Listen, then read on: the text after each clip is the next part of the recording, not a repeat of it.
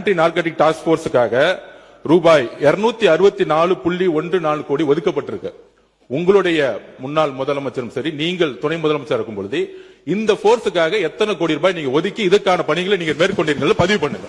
போதைப் பொருள் ஒழிப்பு மற்றும் சட்டவிரோத கடத்தல் தடுப்பு பணியை சிறப்பாக மேற்கொள்ளும் காவலர்களுக்கு 2 நாட்களுக்கு முன்பு நம்முடைய முதலமைச்சர் அவர்கள் விருதெல்லாம் வழங்கியிருக்கிறார்.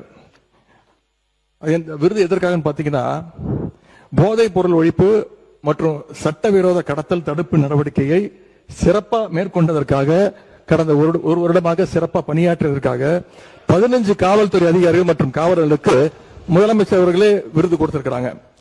அந்த 15 காவலர்களுமே எங்களுடைய ஆட்சி காலத்துல பல்வேறு வழக்குகள்ல போதைப் பொருள் ஒழிப்பு நடவடிக்கையை சிறப்பா மேற்கொண்டவங்கன்னு இன்னைக்கு அரசு அறிக்கை கொடுத்திருக்கு.